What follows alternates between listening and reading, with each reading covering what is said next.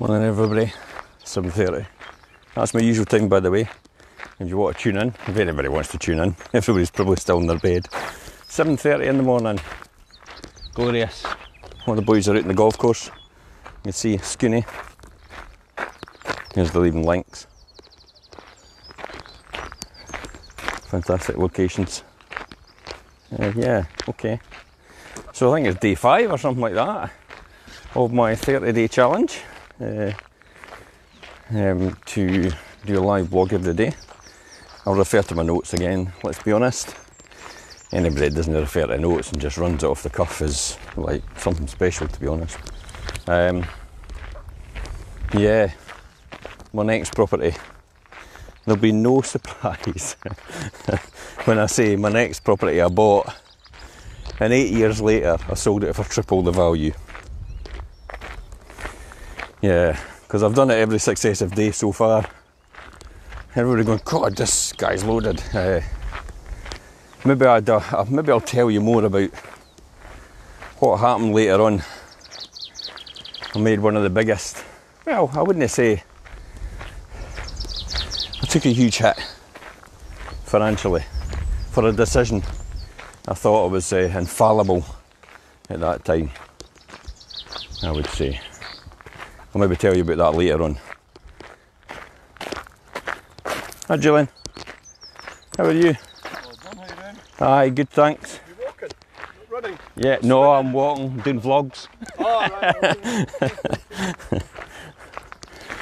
Okay, so yeah, 3 years later I sold it for 3 times the amount.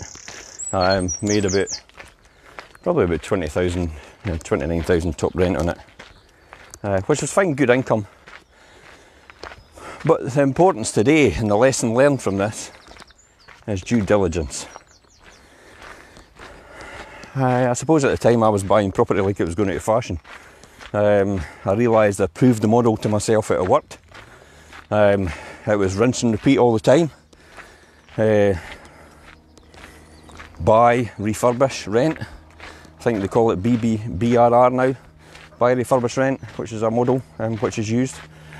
Never knew that's what I was doing all these years ago. But this property in particular, I bought it, it was really cheap. And I thought, yeah, okay, makes sense. And, you know, I thought I knew everything. Walked around the property, had a look at it and thought, yeah, that's fine. Looks okay, I know what it'll rent for. I'll buy it. Subsequently bought it and rented it, no bother. Somebody moved in, did it all up.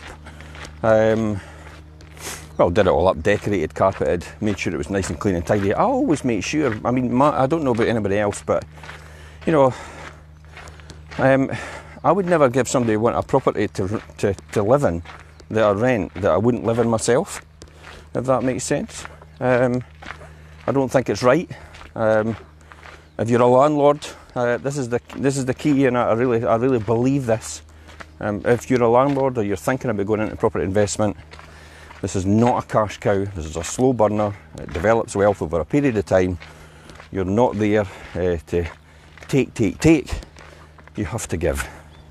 And it is making sure your property is the right standard. It's making sure your tenant gets the right service. And it is making some sacrifices. And I really mean that. And this is my own beliefs. If you have a holiday planned and it's maybe going to cost you £2,500 and your boiler breaks and your tenant's property and you don't have the money to fix that boiler, guess what? You're cancelling your holiday. That's in my opinion. That's what it takes to be a landlord, a private landlord. You need to have money aside to make sure your property is looked after and your tenant's looked after.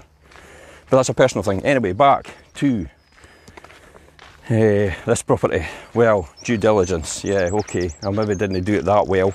This is the importance probably of home reports now, and why it's good to have a home report. So subsequently, tenant moved in. Tenant moved out, and I thought I'm going to do a wee refurb. Mark, my contractor, went in, and I said, "See that bit in the corner of that room? That wee hole that's in the corner, you know, probably just replace the floorboard or something like that, because it's a bit unsightly. You know, somebody stands on it, it's just like, it's annoying. phone call that night. Mark gives me a phone call and said, Jim, you better come up and have a look at this tomorrow. So I went and had a look at the property, and lo and behold, jeez, the whole place was rotten. Everything was rotten. It was like the whole floor underneath was wet rot. What it had been was, I never noticed in the shower room next door to the bedroom that it had been constantly leaking in the seal, because it was a downstairs flat, so you would never know, and there was no sign. So it was constantly leaking, going into the solum, the water, on a consistent basis, just, you know, wee bits here and there. The wet rot travelled right through all the joists, and it was basically the whole property. Timbers were just rotten. So that was an expensive exercise. And then lo and behold, when we started to do that and started to uncover other things, we started to realise the lintels on the windows were old timber lintels. They were never. That shows how old the property was. Timber lintels as well, and they were rotten, so they had to be replaced. So much so that it was a lot of money. A lot of money. I think the bill was 17,000 at that time. Now that's 20 years ago. 17,000. I mean, it's a lot of money today, but at that time it was a lot as well. So 17,000. I didn't have 17,000 at that time, but luckily enough, I had made sure that I kept in touch with all the relevant bodies. Things like your local council, to make sure you're doing things right, but also to make sure you have availability to any grants that are available. You'd be surprised. Energy Saving Trust Scotland, go in there, Google Energy Saving Trust Scotland. You'd be surprised that you can get grants in certain circumstances towards changing the heating. And lo and behold, at that time I was lucky enough that there was a 50-50 grant available where I would pay half, they would pay half for the Empty Homes initiative to bring it back into mainstream rental. And I was fortunate enough to be able to utilise that and get the property refurbished right throughout. New windows, new kitchen, new bathroom, new lintels, almost new walls, new flooring all the way through. The living room was rotten as well, the shower room was rotten as well, and the bedroom was rotten as well. The whole flooring had it. So it cost a lot of money to rectify that. So my lesson learned there, they're really investment strategies, and that's why a lot of people think I'm quite gun-ho, and it's like Monte Carlo or bust, because I always say that, but the reality is it's not. I'm actually quite risk adverse in my investment strategies. I make sure I minimise the downside all the time. Look at that, the sun's out. Wow, silver burn. Hi Stevie. There's the new pods in the system going in for the camping at Silverburn. Brilliant day, maybe see some squirrels running about. Yeah, so got caught out with that, and my answer to that is due diligence. Make sure you do all your due diligence before you buy a property. Make sure the property is right, check the home report, ask questions, grill the agent before you actually make an offer. That's probably the most important thing I'd say. Hi Emma. So that's what came out of that, wet rot. Aye, and that's probably my lesson for today. And also, I would say, become a member of a landlord association. At the time, I had had enough. We used to get bullied a lot by the council back in the day, even though we were doing everything right.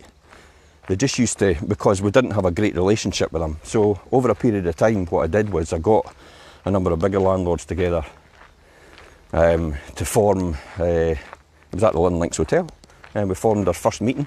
We got about 20 landlords together, and we formed Fife Landlords Association. That was back in 1999.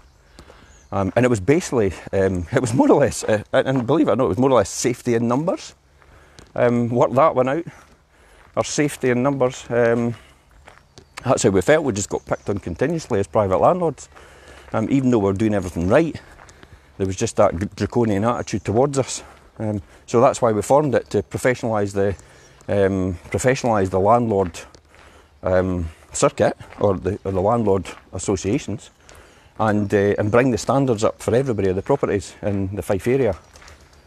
So Fife Landlords started in 1999, eventually went to become the National Landlord Association Scotland, and I was an advisor at that time to everybody in terms of legislation. Hence the reason I know a lot about housing legislation, learning all the time, and still every day is a school day. But I think it's important to have continuous learning, especially if you're a landlord. I know there's a lot of landlords out there. Now I talk about landlords as in you've got hands-on. Some people are not landlords, they're just investors. An investor is somebody that doesn't really get involved in the property at all. And that's fine, we have loads of investors, don't want to involve in the property. We look after it from start to finish. Oh, squirrel. Easily distracted. Yeah, we have investors, we look after the property start to finish. They don't get any involvement at all in it. They just want to make a reasonable return. They don't want a huge return, but they want to make a reasonable return. But that means, you know, the reason that we do that is because we can put some of that money back into the property. Typically I say to people, probably about 30% of your top line income should go back into looking after the property and refurbishment over a period of time. So stick that aside, that's my advice, that's what I do. And some landlords want to be hands-on, they want to get involved, they want to do something, and that's fine, you know, we'll have that as well. But sometimes they need to take our advice in order to minimise the downside, I would say. Yeah, so the importance of being a member of a landlord association, having due diligence and making sure you do your homework before you actually commit to anything. If you need advice, yeah, feel free. Private message me, ask here, whatever. If you need advice at all, happy to do that, happy to help. And keep watching. So tomorrow, I'm probably going to talk about, I might talk about one of the biggest financial mistakes, I wouldn't say mistake, I made in my life, and it cost me dearly. I might talk about that tomorrow. So see you tomorrow at 7:30. Bye for now.